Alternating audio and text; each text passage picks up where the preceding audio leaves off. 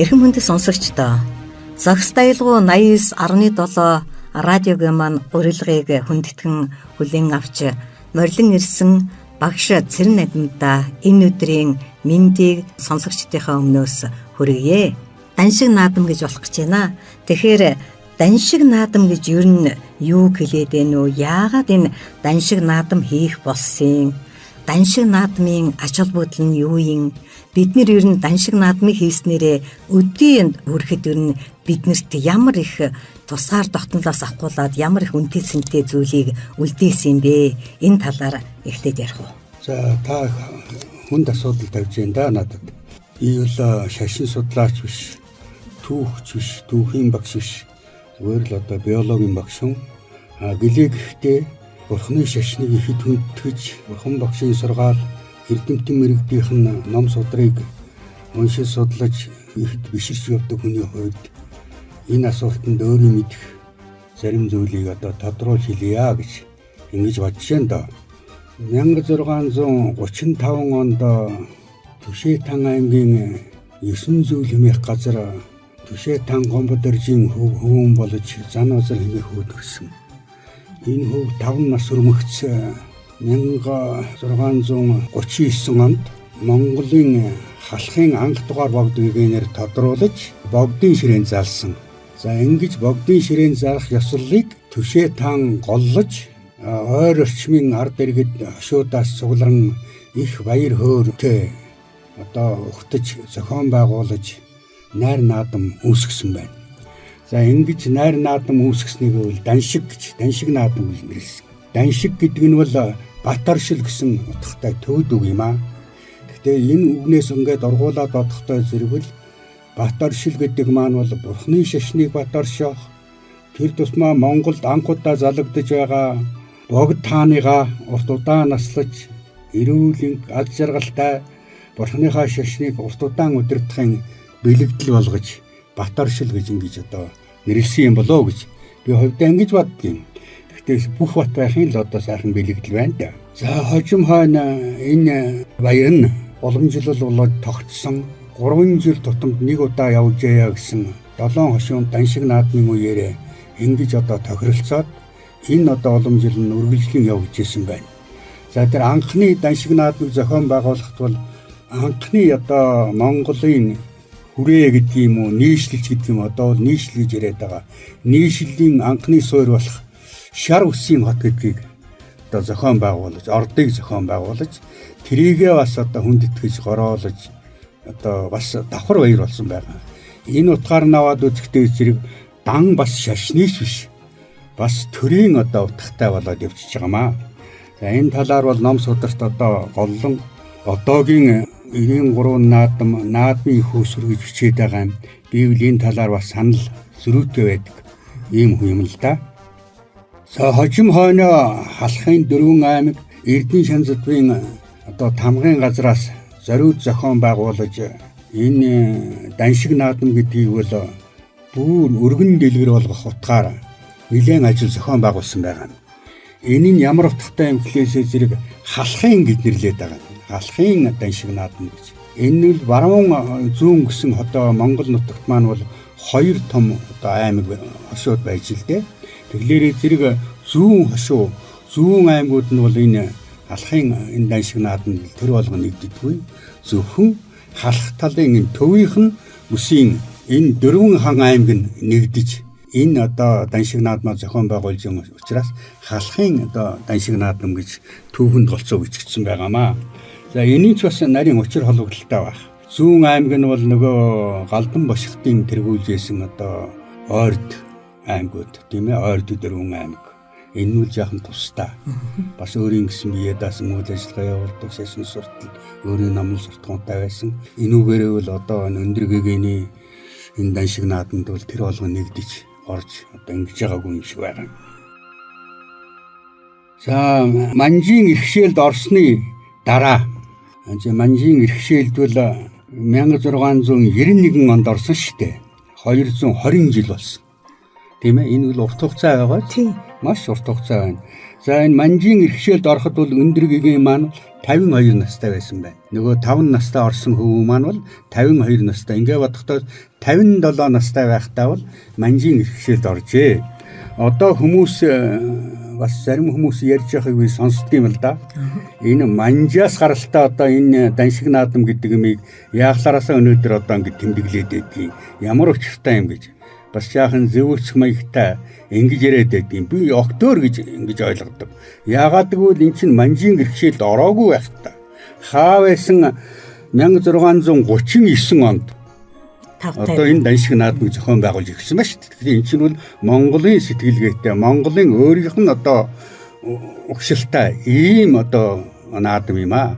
Наадам гэхээсээ илүү эн чинь бол одоо Бурхны шашны үйл ажиллагаа нэлээд голлсон ийм юм шүү дээ. Тэгэхээр зэрэг энийг яг хожим хойно бол наадам гэж нэрлээд 7 хошуу даншиг наадам, 10 хошуу даншиг наадам гэдэг нь өргөдгснөөс нутгийн одоо ингээд цааш нь дэлгэрүүл явж ил дээ. За нэг даншиг наадмын тухайд бол товчтой нэг ийм юм би хэлмээр санагдаж байна. За даншиг наадам яг хэдийгээр ингээд Манжин хааны одоо зарлиг ёсоор 220 жил дагаар орж байсан боловч энэ даншиг наадмаа бол таслаагүй байгаа шүү. Тэр болгоно их таслаагүй. 3 жил тутам нэг удаа зохион байгуулдаг энэ явдал нь одоо тасралтгүй зохион байгуулад орон нутагтаа байгаа 4 хан аймаг тэрний одоо хүрээ хийдүүдийн утга төвлөгөөд лам хуургууд хамтран зохион байгуулсаар байсан шиг байгаа. Номсуудорт дөржснээр хараад байхад бол. За хожимоо хойно 1869 онд төвдөд мэндэлсэн түүнийг 8 дугаар богдоор тодруулсан. Одоо богд гэгээнийгөө тусны дараа олон жилийн дараа. Энэ гэгээнийг одоо тодруулж 1874 оны 12 сарын 29-нд богдын ширээн залсан байна. Тэгээ ингэж богдын ширээн залхад бол мөн даншиг наадам хийсэн. Мэдээж хэрэг өвлөл морь уралдаагүй бах, бүх барилдаагүй бах. Нөгөө эргэл мөрөглөө хийдэг, өргөл барьцаа өгдөг энэ ёс журмаа бол ёстой төртөө сайхан гүйцэтгсэн байдаа. За тэгээд хожимоо 6 сард 1874 оны 10 сард хүрээнд халахын 4 аймгийн гүн ноёд татад их мэдлэлтэн лам хуургууд хуран цугларсан байна. Энэ ямар учиртай ингэж хурлан цугласан бэ гэвэл тэр үеийн цаг төр нэлээд одоо хэцүү бэх байсан. Ийм учраас бол зориуд одоо зараа явуулж энэ богдын одоо эдийн шанзуйн газар өөрөөр хэлбэл одоо тамгын газраас зар явуулж ийм одоо цуглаан хурал хийсэн байна л да. Энэ хуралдааны үеэр юу гэж ярьсан бэ гэхтээсээ зэрэг богд хаан одоо нас үеийг үүслээ. 25 нас өдрийг зооглолоо.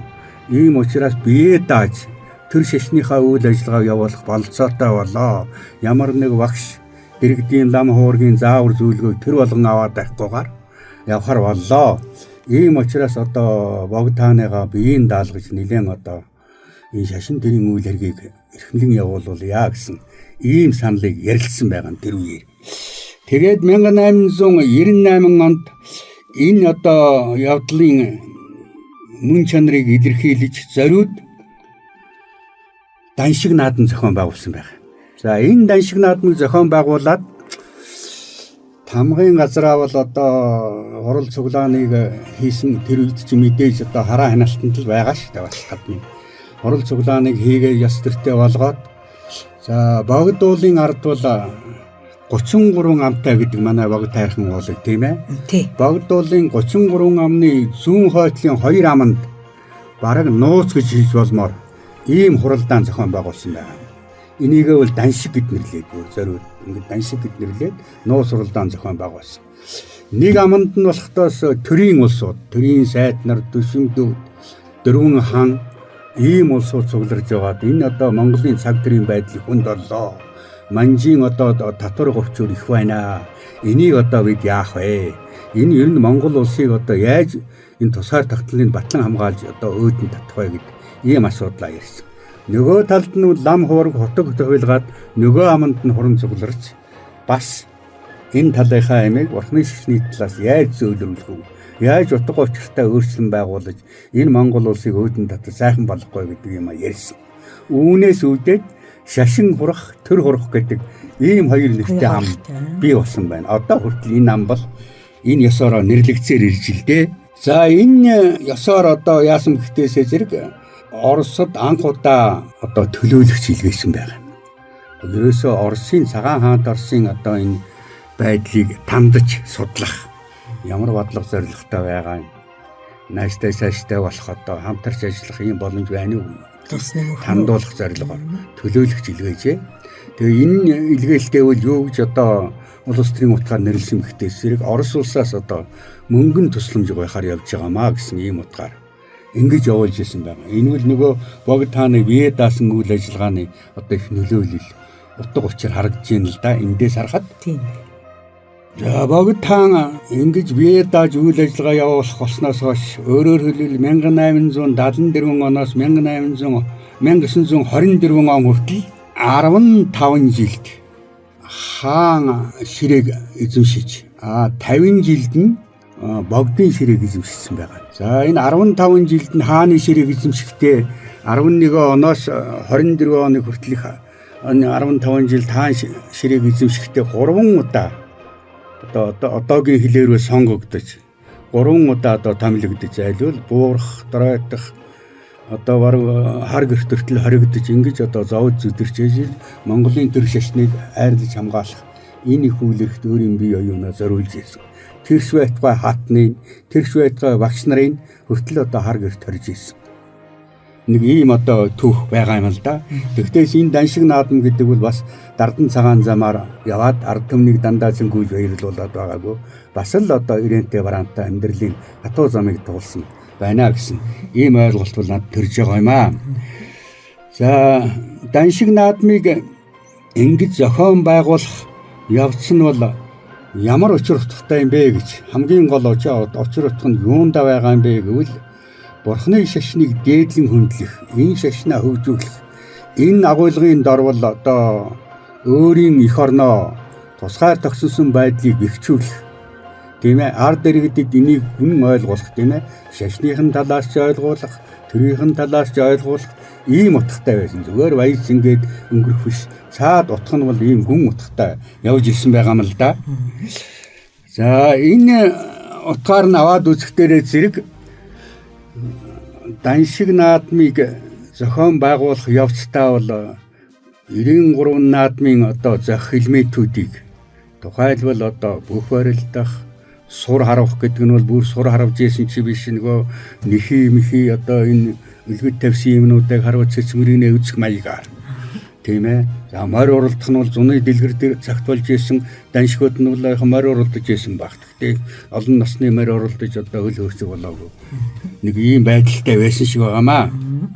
За дараа нь энэ даншиг наадам одоо хожмын хойно 1911-ээс 24 оны хооронд бол одоо жил тутам өөрөө богдгийн санаачлаг гаргаж жил тутам явуулж байгаа нь зүйтэй юм гэж үзээд явуулж исэн байна л да. Жилд 3 жил байсан нь жил тутам болгоё гэж санаачлаг гаргаад. Яагаад гэвэл өөрөө одоо нэг талдаа улсын хаан, нөгөө талдаа бол манай Монголын Бурхны шашны одоо богдун.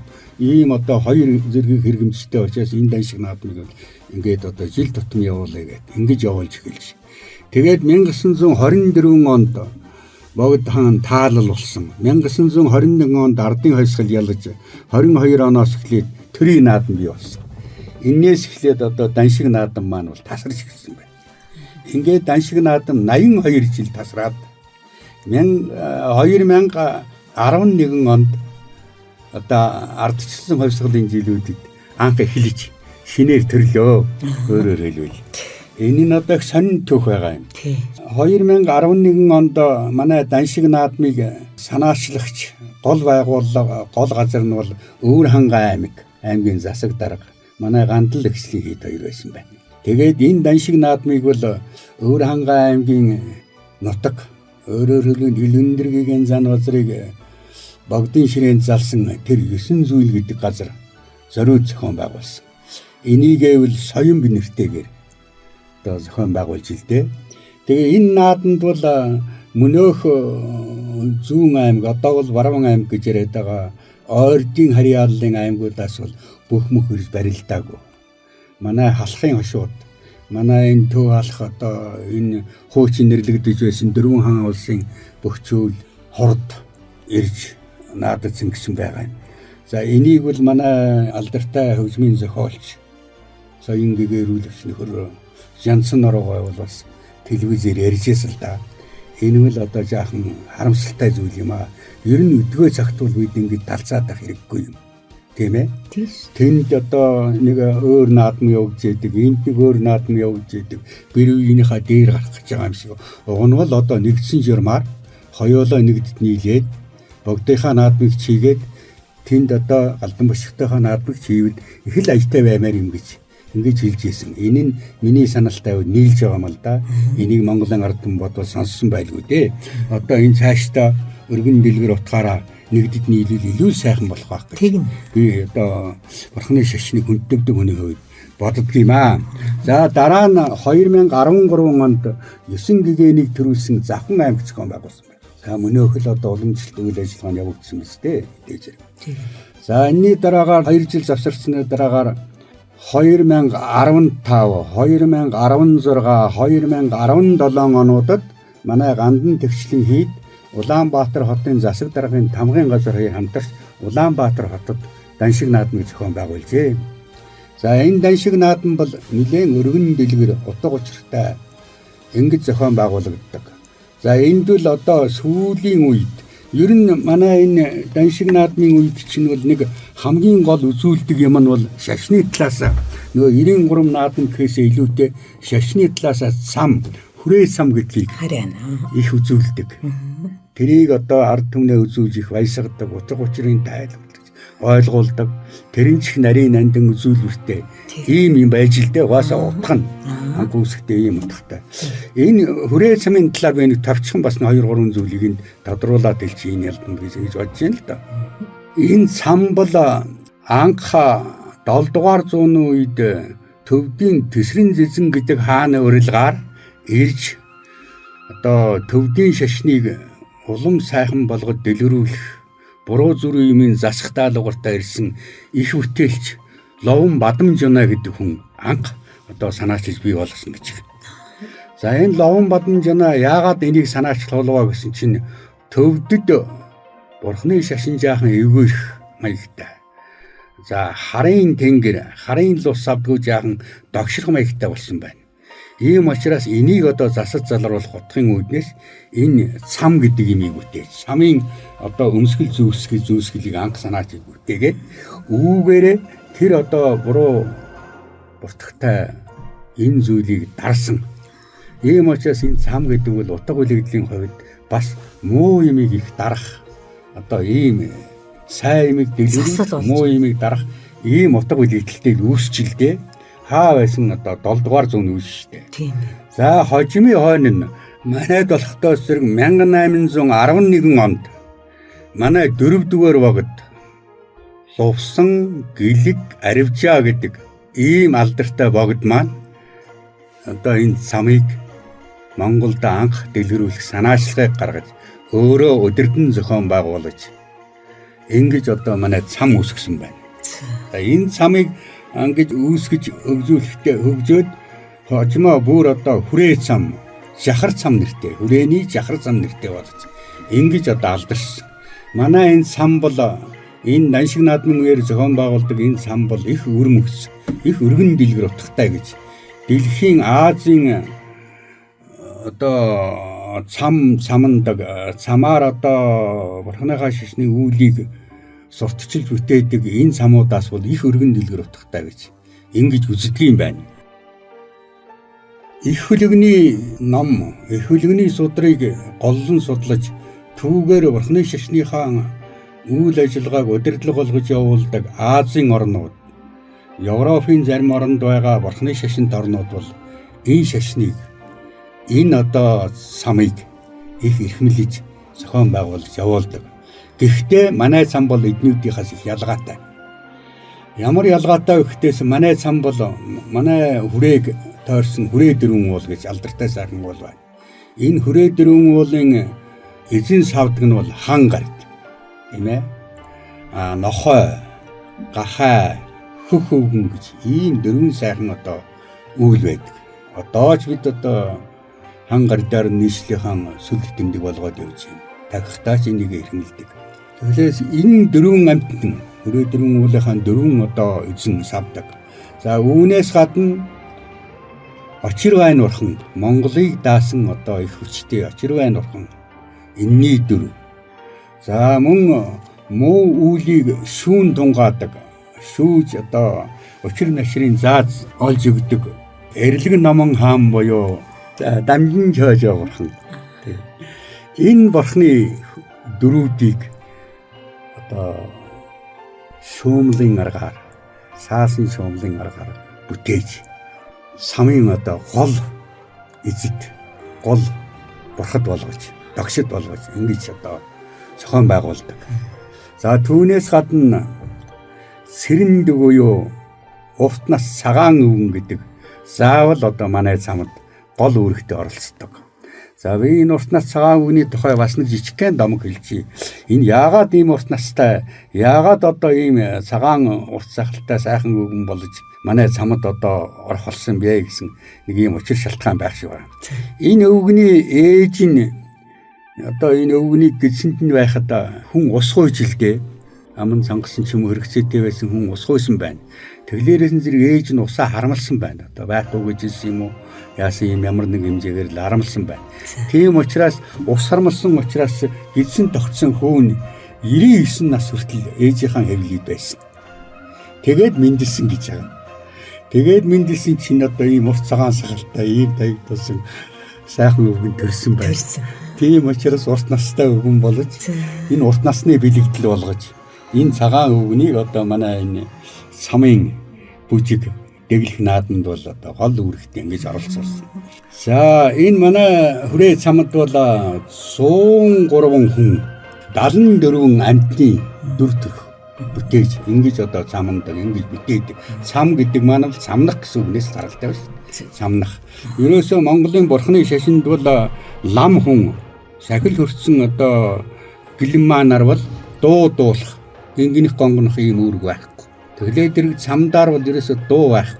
Бүх хөдөлгөөн, биеийн хөдөлгөөн, хөлийн хөдөлгөөн, хаяа гарын хөдөлгөөн, өмсгөл зүүсгэлээрээ л бүх одоо юмыг илэрхийлдэг. Бүх зүйлийг илэрхийлдэг.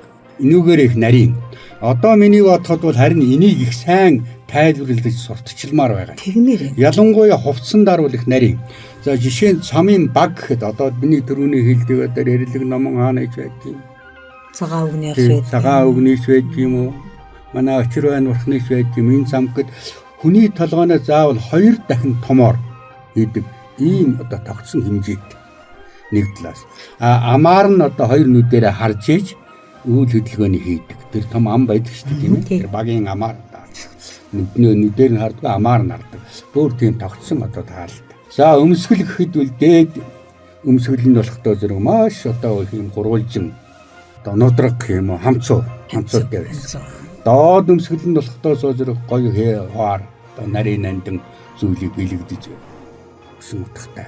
За тэгэл бүс нь байна, эрх нь байна. Эрх нь гэхэд бол одоо хатуу дагшдын сэтгэл санаа тэр муу мухайг дарах утгатай ясан толгоогоор хийсэн эрх зүйлтэй гэх мэт. За цагаан өвгөн гэхэд бол таягтай. Тэгэл бүгдээрийн өөр өөрийн одоо янз янзын хөдөлгөөнийг хийдэг. Энэ хөдөлгөөн болгон бол өөрийн одоо муу ямыг яадарж байгаа, сайхан ямыг яаж хүлээж авч хөхөж баясж байгаа. Энийг дандаа хөдөлгөөнөөр илэрхийлдэг тийм ээ. Тэгэхээр энэ хөдөлгөөнүүдийг л одоо дор дорнол тайлбарлаж өгвөл их утгатай байгаа. Зүгээр ингээл алхаж игсэн ингэсэн намирсан юмнууд л явж байна. Ингэж ойлгох. Тэгэхээр энэ хатууг илэрхийлдэг, зөөлрөлтийг илэрхийлдэг, баярыг илэрхийлдэг, гүнэг гомдлыг илэрхийлдэг. Маш олон илэрхийл байж тийм ээ. Тэгээ одоо энэ болгоныг бол ингээд өнөөдөр бол ингээд тайлбарлахад бас амаргүй зүйл баг. Тийм ингэж хараа. Ингээд сам ингээд энэ харьяаж байгаа улсууд чинь бас өөрсдөө ингээд 3 сар бүр бэлтгэлээ хийж одоо бяцлаглаа хийж бүр тэгсний үндсэн дээр л энэ хөдөлгөөн явуулдаг байсан тийм. Энэ сам хийх улсууд бол зүгээр гадны улсууд хийдэг. Тэгээ гадны улсууд зүгээр одоогоор ярил нэг хар улсууд тийм. Залуучууд тэгж ойлгоод байгаа байхгүй юу? Тийм байхгүй. Заавал сахил хөрцсөн нэг талаас. Нөгөө талаас жигждийн одоо тарин, жигждийн яманд одоо жигжид бурхан өөрөөр хэлбэл ямандаг бурхны тарин уншлага уншсан. Одоо энэ толбогдолтой тусгай ном судраг 3 сар ямар одоо дэвжэрмаар, ямар хөдөлгөөнийг ямар цагт нь хийх үү гэдэг юмнуудыг бүгдийг заалгаж бясалгаж ийж. Биедээ оршиж. Тэг ингэж ойлгож ийж байна. Энэ гарын чавжаа маш олон янз байна. Гараар үйлдэх үйлдэлүүд нь маш олон янз байна. Хөлөөр үйлдэх үйлдэлүүд маш их байгаа. Өөрөөр хэлбэл цамнах гэж шүү дээ. Дэвхрийг цохрох ямар үйлдэлүүд байна? Хажуу дэшээ явж гин, уршаа явж гин, хоошоо баруунтаа явж гин, зүүн дэшээ явж гин. Бүх хөдөлгөөнүүд өөрийн дэвтэй намтай юм байна л да. Даншиг наадам гэдэг бол гадна талаас нь хүмүүс их яриад байгаа юм. Өөрөөр нэг баярлах зинг. Энэ утгаар нь яриад байна. Энэ биш шүү. Энийг дотор талаас нь их сайн ойлгож үзээрэй л гэж одоо би захимаар байна. Яагаад би ингэж хэлж байгаа юм гэхээр тэр сам тэнд уншиж байгаа ном судар, тэнд оролцож байгаа лам хургуудын айлдж байгаа ном, тэр тэмцээн наадам, дагсал хаях, тэр одоо ламын ясны олон үйлдэлүүд хийж байгаа явдлууд бол бүгд л гүн ухааны Бурхны шашны номлолтой холбоотой ийм байгаа чи энийг л ойлгол энэ даншиг наадам гэдэг чинь ийм нарийн учир жанцантай юм байна. Зүгээр л бүх барилдуулж морь уралдуулаад нусам хараад л одоо ингээд нэг баярлц ингээд айрагдсан ингээд ингэж байгаа юм байна шүү. Жуулчд ирж байна. Судлаад байна гин одоо манай монголчуудаас илүү судлаад эдгээр чинь бүр ач холбогдол болгож судалгаагаар ирээд манай Монгол улс цамаараа энэ бат оршлоороо бас энэ улс орноо сурталчилж одоо бид нар бас их ариусаж ингэх бас учир жанцсан байна тийм ээ. Манай цам чи их өөр юм байна л дээ. Одоо нэг Бурхны шашны одоо ангатагч болсон энтхэг орн төвний нэг бүгд найранд тус гэх юм уу одоо Ладакийн цамчид Бакула эрэмгүүч. Тий, Бакула эрэмгүүчийг битүү данжаа чойнхорлон хийдэг. 1999 онд нээхэд Бакула багштан тэр Ладакаас цамчтай авчиж самнуулсан. Тэгээд би харж ийсэл да. Яг бинд одоо багшиж байсны үед л харж ажиллаж байгаа. Манай цамаас бол их дөлгөөн, хөдөлгөөн нь нам, баг, өмсгөл зүүсгэл нь үл хинги ингэж ажиглагдж байсан. Манай цамын өмсгөл зүүсгэл хөдөлгөөн бол үнэтэй гэж нэрнээс бүгд үнэтэй байдаг. Үнэс мөнгөөр үл би ярихгүй зүгээр. Ер нь үнэтэй ямаараа ярьдаг гинэ. Одоо зөвхөн нэг цамны одоо тэр улаан жамсан Бурхны цамны чанартай шүр. Бүр цэвэр шүр үү. Тэгээ хэдэн зуун сая одоо хоргой торго. Юу вэ тийм одоо хамгийн үнэтэй зинтэй ямар тэр баг бүтээснээрээ бас онцлогтой гэж байна. Одоо Монголын буян юм да. Манай бид бүхний буян. Ламын сүмд одоо тэр олон гайхамшигтай багууд байж байна тийм. Энэ их учрыг л одоо энэ залуучуудаа энэ ойлгохгүй байгаа. Энэ янз бүрийн юм фэйсбүүкээр буруу биш. Бид бол буруутгаад байгаа юм л да. Ойлгохгүй байгаа учраас буруутгаад байна. Ойлгуул энэ ойлгоо тэр үедний сайн. Одоо ойлгоосоо билээ л гэж одоо хүсье. Таны энэ сайхан ярьсан энэ ярэ маань сайхан хүмүүсийн мэдлэгт нь тус болохоор мэдээллийг та ингэ дандаа өгдөг байхгүй юу? Ингээд танд урт насалж удаан жаргаж одоо амар амгалангийн дээдийн идэх болтугай гэсэн. Зэдээ сайхан ярилцлыг өргөн дэвшүүлье.